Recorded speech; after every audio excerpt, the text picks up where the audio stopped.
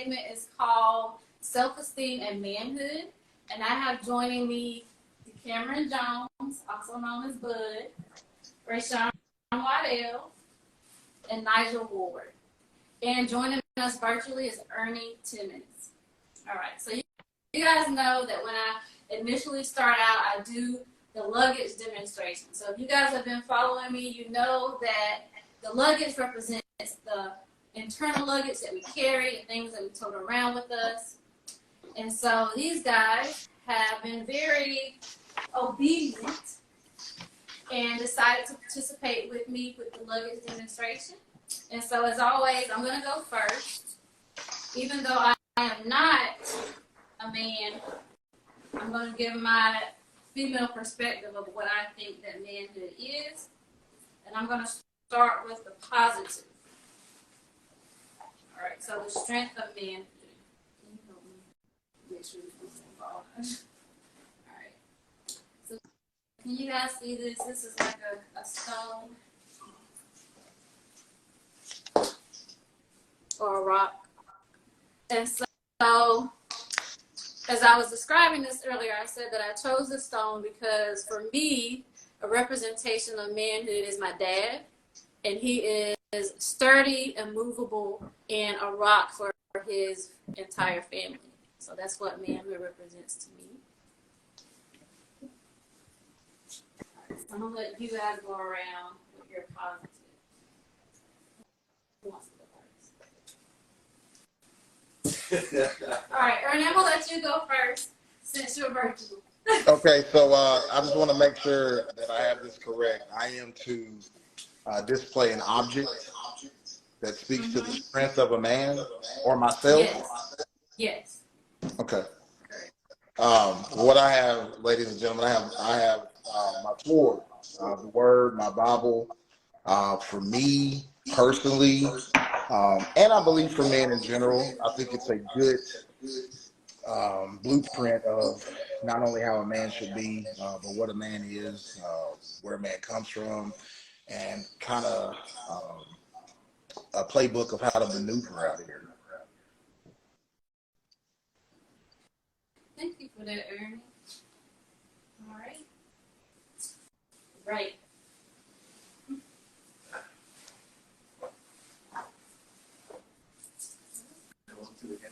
You can go up to the end. So for me, manhood represents pride in providing for your family. And I think something that symbolizes both of those is Africa. So this is my necklace that has Africa with a fist on it. And I believe that Africa is a good representation of fruits of labor and how to basically provide for yourself and your family. That's what manhood is to me. Thank you, Ray. You did good job. All right. Nigel,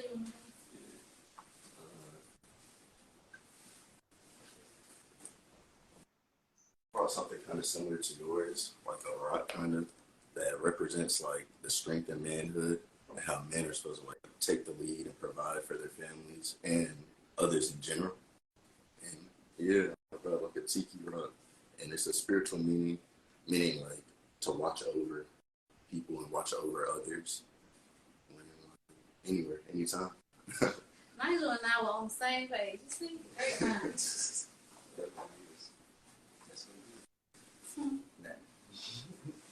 Bringing out the cutie. For me, it's a picture of my kids. This is manhood for me, providing, protecting, being there for them. Also bought a beret, a prior military, and manhood for me, overcoming obstacles and discipline.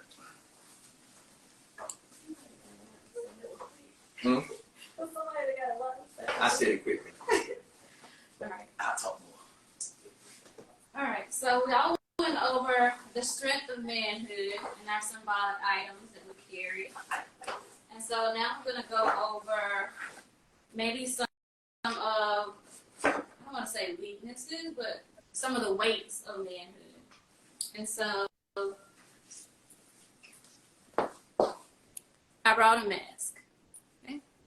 So the meaning behind this mask is that sometimes men don't feel like they can express emotion or express that they are going through things. In our generation, we call it toxic masculinity. And so this mask represents the mask of toxic masculinity, like feeling like you cannot be your true self because you're held into rigid gender roles or rigid expectations of what it means to be a man. And so that is my symbolic item for the weight of manhood.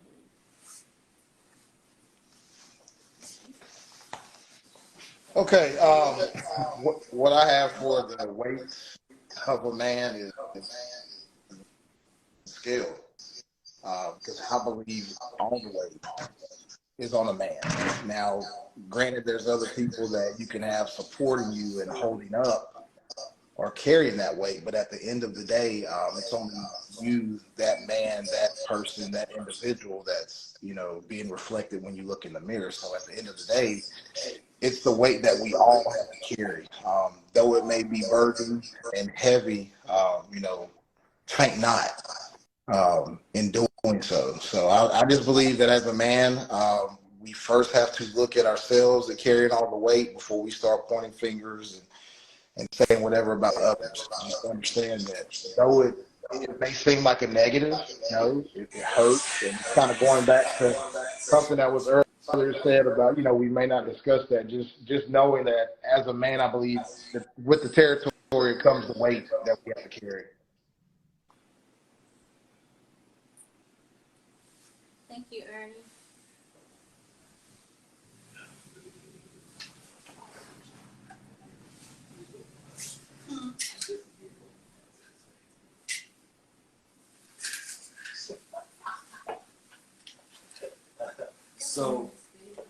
So for weight, I chose to use a bottle of melatonin as my weight because this is the consequence of my weight, or rather the effects of what I have to deal with as a man.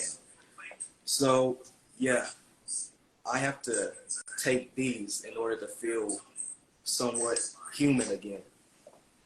These low-key relax my mind into a state where I can function as a human being. I don't take these to sleep. They don't even work, but I try to sleep. I take these to relax, to ease my mind. I'm on Adderall. I'm on ADHD medication. I'm basically trying to ease myself down into a relaxed state where I can function as a normal human being. And I believe the effects of toxic masculinity has contributed to that. Thank you, Ray. All the same item for because I feel like as a man, we grow up thinking that we have to be strong all the time, or we portray that character to where we have to, like I said before, look over everybody. But sometimes, like you said, we mask ourselves and we don't really show our emotions. We hide our emotions to ourselves, and we don't really know how to express ourselves like that because that's how we grew up and that's how we were taught, most men at least. And so yeah, it kind of resembles the same thing to not you don't always have to feel like you have to be strong and carry over everybody or be the lead of the team all the time. Sometimes it's good to express yourself and show your emotions.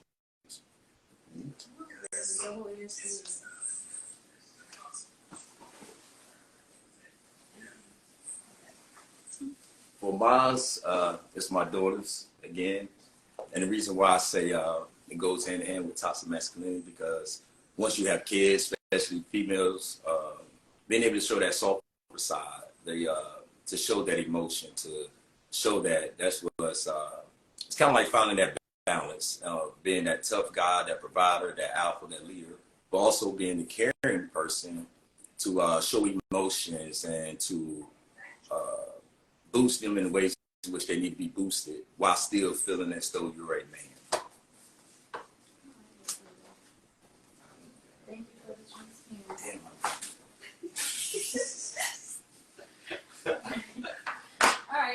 guys now, because they're a little, I guess, nervous. So to kind of break the ice a little bit, we're going to have an icebreaker. We know I like games and puzzles and things like that. So find your clipboards, everybody. All right. And you should have a sheet right there. Tells you what role you're going to be playing.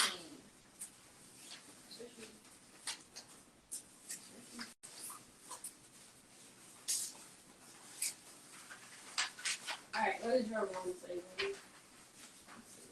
Sign the voice. We read all of them. Is it yours? That's what you gave me. I'm awesome at voice. Oh, all right.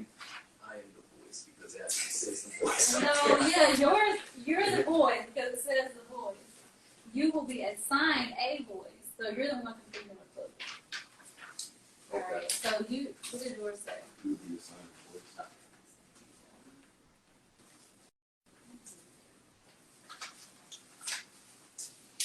So now I'm going to read you guys the instructions.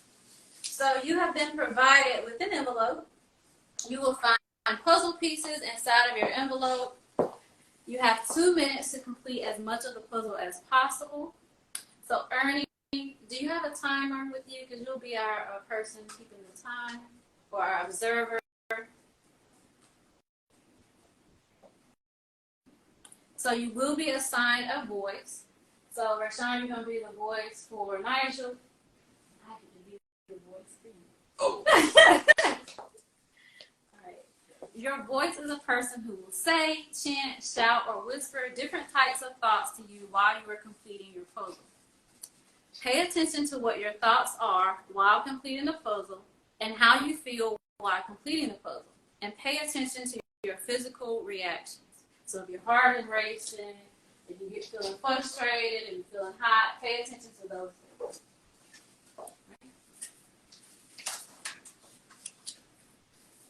right, you guys. So Ernie, your role as the observer is to just kind of pay attention to the time. Let us know when the 2 minutes are up. But also kind of pay attention to the guys and what you notice, like their face expressions. If you see like knots in their face, you see them getting frustrated, if you see them laughing, if you see them giving up, like pay attention to those things because those things will be important. Gotcha. All right, so the voice. If you are the voice, okay, I don't need you to be creative and ad-lib, all right? We don't want to fight right now. So stick to the thoughts that I have put up there, okay? No being creative, just the thoughts up there.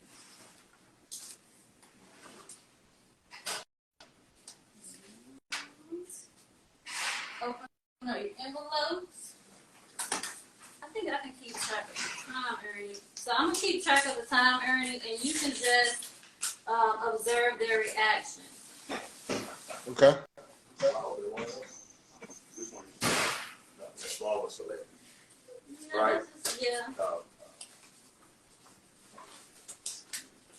So 2 minutes, which I think is a little too long. But... And we are going to dope. So you gotta kind of put the puzzle together Oh, shoot. while I'm saying negative things. Okay. You hear it? You don't be so embarrassed. You can't put this puzzle together.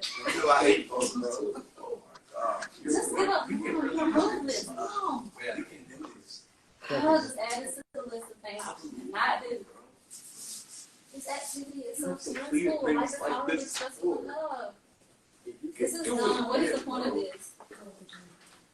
Why are you taking so? You got nothing together. Why are you taking so long? Everyone's gonna see. Not put each other over. Nigel's gonna win, and you cannot let the other person win. You need to win at everything. Never. Not moving fast enough. You are a great friend for doing this activity and helping your friend. Don't be embarrassed. This is dumb. Puzzles are so much fun. Now you're gonna sit here and let me down. Embarrassing me that you can't complete the book. A great way to break the ice and enjoy things. Remember, what's the word? The thing. Let me my puzzle agree. Sorry. But My puzzle is keep this energy because like, you're making my point. It's like we rehearsed it. You're not moving fast enough. Time is running out. Come on. Yes. 26 seconds. Just do it. Just throw the towel down. Just do it. Yeah, you got this. First shot. Negative. Stick to the script. Your brain can do the great things if you use it. This is a way to turn a positive into a negative state topic. All right, time is up. All right, Nigel, let's see. Can you show them what you put? Don't try to. I stop. was moving it. Show them what you put together. Like, can you guys see this? We can walk up to it and kind of show them. All right, so his was nicely organized and put together, and you connected how many pieces? 5 pieces. And your voice, what was your voice whispering to you? Positive things, right? Somewhat. Yes, I When- was. What are you talking When Yeah, he yeah. veered from the script, he was not. Yeah. What's up? Okay. Oh yeah. Coming through in the face of adversity. That's right. All right, come show them what you did. You know that's me.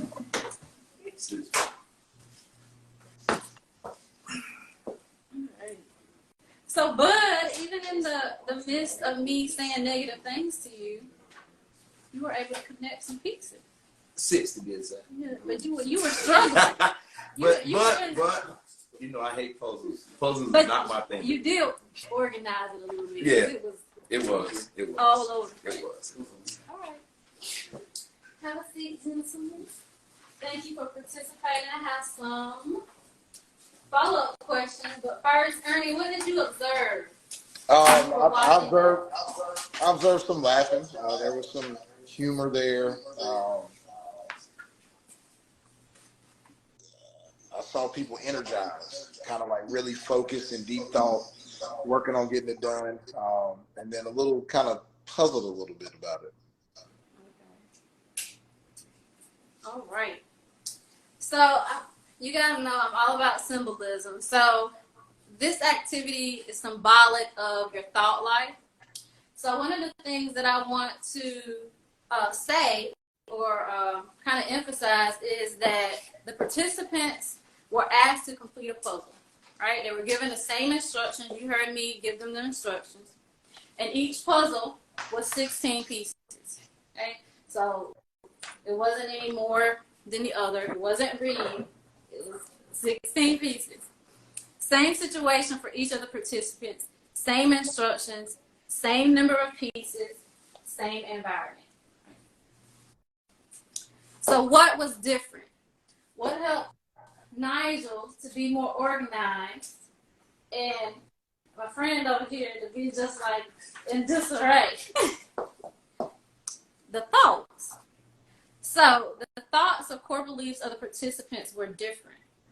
I wrote down all negative core beliefs for one participant and all positive core beliefs for the others. So actually, while it was more difficult, so I guess it was kind of, it was more difficult for Cameron because I wrote all over his, like a bunch of negative thoughts. Nigel didn't have anything written on his puzzle. It was just the puzzle pieces. But I'll show you what DJ looked like.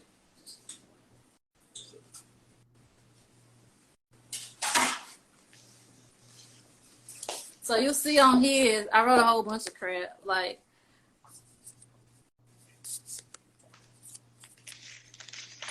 so it was kind of distracting. So sometimes when we, we're doing something, our thoughts can be a distraction if they are negative. All right. So when you guys, this is your time to shine, were putting together the puzzle, what were your initial thoughts when you saw that it was a puzzle in here? For me, it was like, man, I can't stand doing puzzles. That was the initial thought. So it was an automatic negative thought, like, Right. I don't like doing this. Yeah. Okay. I felt like I was in a relationship. I heard y'all something. Be disposable. Pressure. Yeah. Pressure. All right, that leads us to the emotions. So although these were marked core beliefs and the participants may have or may not have attached themselves to these beliefs, how did you guys feel when you were putting together the puzzle? You said pressure first. Same pressure. Okay. Behavior. So, Ernie, did you notice anything about each participant as they were completing their puzzle? I did, and I was actually going to bring up a point to my military fellow veteran. I appreciate your services, but I could just tell, going back to his core beliefs, that working through adversity that you spoke about. I mean, he was able to do it. It was hostile, it was hectic, but his core beliefs kicked in, and he was able to, still accomplish the task to a satisfactory degree. So I kind of noticed that about his behavior. My other partner, he was a little more reserved, kind of just in his box, hearing what was going on in his ears, but also, internalizing it out. And if I had to guess, I'm not sure, but if I had to guess, I would probably say you're, a reserved type of man. You're just a little bit more easygoing versus, the military background is you got to be like that. So that's kind of what I observed when you talk about behaviors and the emotions from the participants. I observed confusion. And not from anybody else, but I was confused because the voice over here went rogue. Utilized his brain. He found a loophole, but that's important. I'm glad that you went rogue because I, for one, with my therapist, will always find a loophole to argue with her about why I want to keep my negative thoughts. And so Rayshawn was an example of that voice, that thought that even though we have all the evidence and all these other things, you can do it. Yeah, you've done puzzles before. Like you've done harder things. So even though we have all this evidence, we still want to hold on to that core belief that you're not that smart. So let's be sarcastic with yourself and say, you got a brain. I don't know how much you're using it, but it's there. All right. So sometimes our thoughts go rogue. So thank you for that. So I was a little confused. What about you, Nigel? Were you kind of confused because at first he was positive, and then he kind of went? If I'm being honest, I was just focused on the post. I didn't really hear it. He mentioned somebody's name. That's what I heard. Yeah, I heard that at the end. But sometimes negative thoughts kind of push you harder to work harder on where you're going to your achievements and goals and stuff. I like that. So you just kind of blocked them out. You were thought stopping. So you were just like, nope, not gonna listen. I got a task to complete. Right? Yeah. Is that what you were doing? Because you got yours done too. I was laughing. I was listening to you. I was still doing what I had to do. Okay. I work better with adversity, though. So. All right. So, any viewers want to? I know we got Ernie's opinion. Any viewers? Did you notice anything that wasn't mentioned about their behaviors? Can you repeat that? To the viewers watching, did you guys notice anything about their behaviors?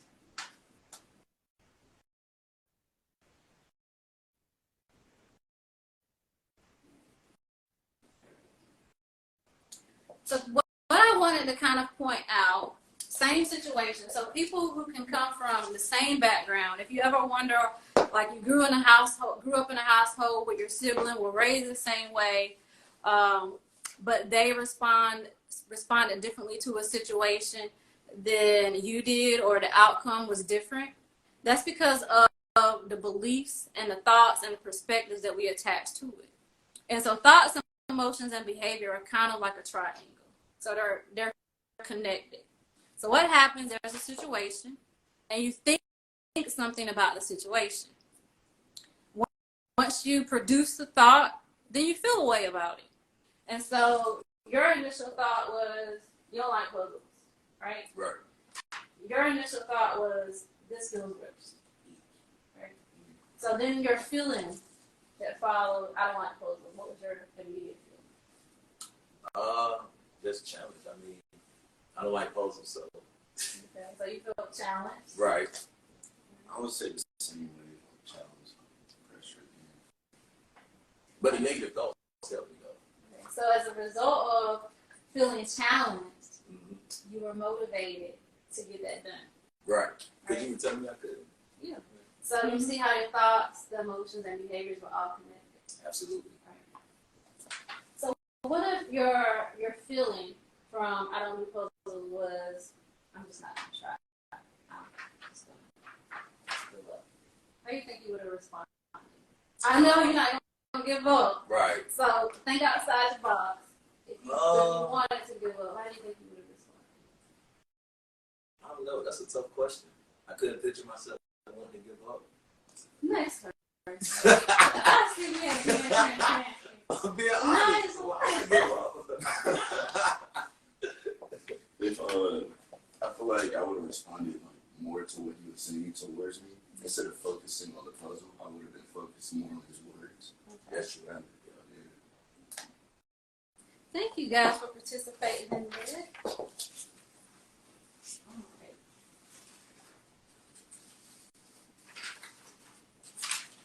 Now, interview questions.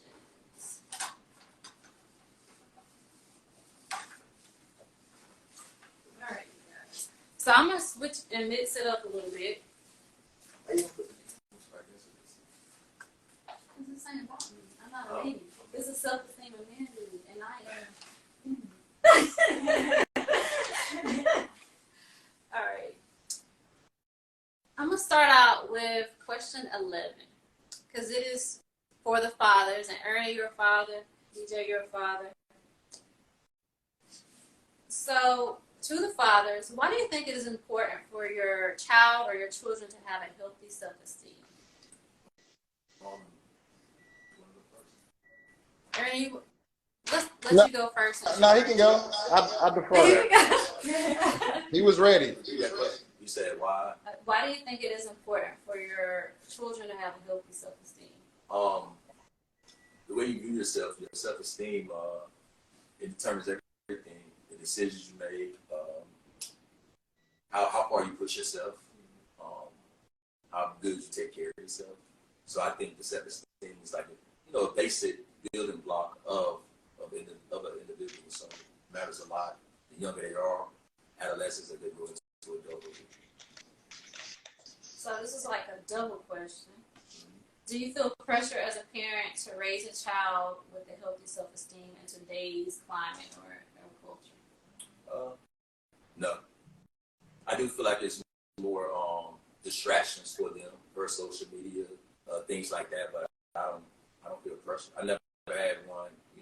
Ever since I've had kids, it's always been social media. So it's all I know. What are some of the things that you think that parents can do to build their children's self-esteem? Challenge them to go outside the box. Allow them to make decisions, healthy choices, praising them, rewards with things, when they do not mediocre things, but real things, something that you don't have to tell them. They take the initiative.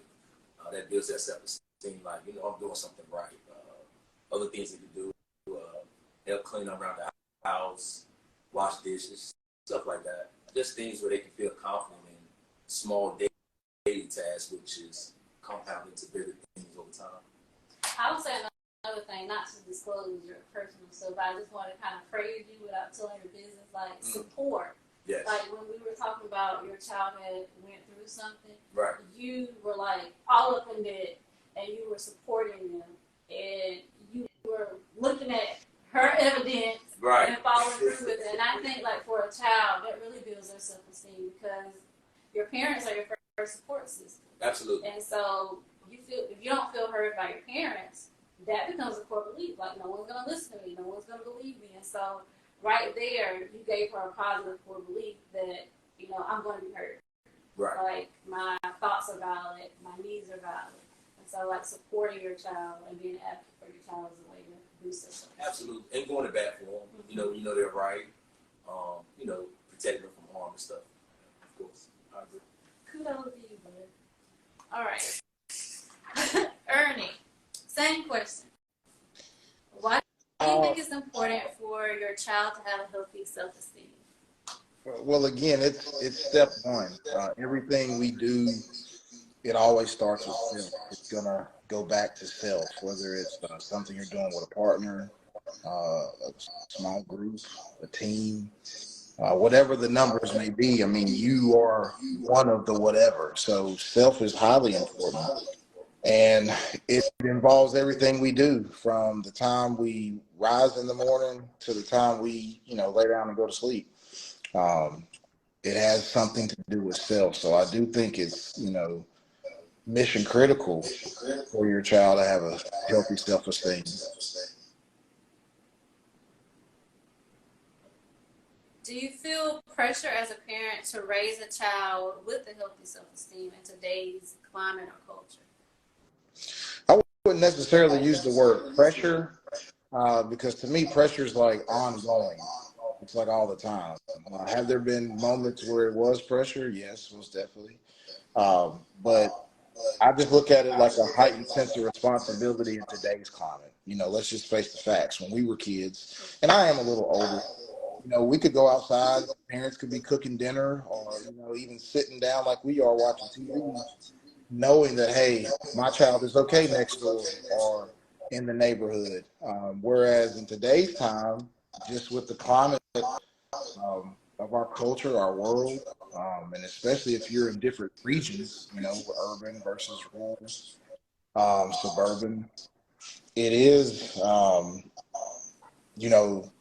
kind of like a heightened sense of, can I let my kid go do that? So I wouldn't use the word pressure, but it is kind of that constant reminder knowing that today's times are different. And, even when you move outside of safety of a child, you think about influence. We didn't have to worry about turning on the TV or getting on early stages of technology and, all the toxic stuff that's out there is out there. So it's just a heightened sense of responsibility. I personally pass that on to, our child and make sure that she's aware because just I think certain things kids are more, they're made more aware of or it's, happening to them earlier. So that's where I'm at with it. I wouldn't necessarily use pressure, although, like I said, there's been pressure times, but it's just like antennas are up a little more. What are some of the things that you found helpful in building your child's self-esteem? Well, just doing everything you can in the home.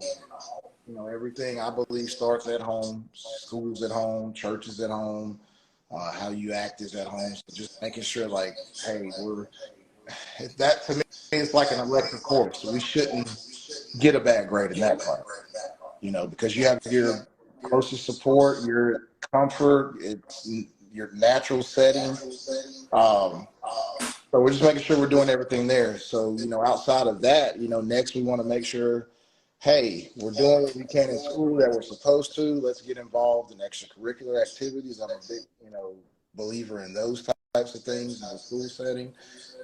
Challenge the child to, go outside of sports and let's do some civic type stuff.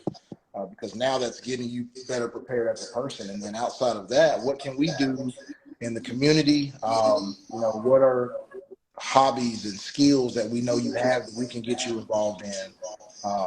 as you age, new things that you're going to be introduced to. Let's do it. So, not saying we're going to do everything A to Z. We're going to know, or at least do our best to know about everything A to Z. But I want to basically give you the biggest buffet that you can handle, and hope over the years we're just adding on, and it can go from, you know, one meat, you know, two sides, a bread and a dessert and water, to now, you know, we're calabash 150 item type buffet. So, and knowing how much they can handle, you know, kids are different just like people are different. Some kids we see, I mean, they're phenoms at a young age. That's not every kid. So, like a parent, as a man, I've got to know that. Just despite how much I may want it for you, if we can't handle those things, and it's, you know, not going to hurt us if we're not doing it, okay, let's take that off the table. You know, we can focus more on what we got. You know, maybe we'll add something to it later. So just knowing how to kind of like that pulley system with you know, giving the kid what they're supposed to have, giving the kid what, you know, everybody would like to have, and then trying to mix in some wants and having a healthy balance of all that. So I'm gonna direct this towards our younger gentlemen. Rashawn, you shared a little bit about some of your challenges. Um, what are some? Because I know you brought the bottle of melatonin, which thank you for your transparency, because anxiety, being able to kind of rest and relax in this world. I'm sorry, because I think it's hereditary, and I think, you know, you take after your aunt. But what are, you know, specific to manhood, what are some of those pressures and anxieties that you feel as a man that you feel like are challenging? Well, I believe there's a certain standard that every man wants to be, but it's simply impossible. You cannot be strong 24/7. You cannot hold in your feelings 24/7. At some point, there is a leap of sorts where you have to express yourself.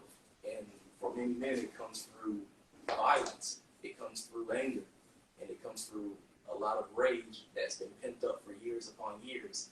And my way of dealing with that is meditation and through medication. So, yeah, I believe that there's the standards that are placed upon men nowadays have basically infested our minds. I do want to, and this is not an interview question, but it's just an observation. When I used to work at a college, I noticed that a lot of Generation Z, they were like more willing to talk about their emotions, more willing to kind of go to therapy, like for even their relationships. Whereas my generation, like we're a little iffy. Like I don't know, but what do you think that difference is? And I intentionally selected you guys because you guys kind of represent my generation, and then you guys represent Generation Z. And I wanted to kind of point out the differences in our perspective about emotions. And so, an open question here: what do you think the difference is between why millennials or the older generation do not express emotions,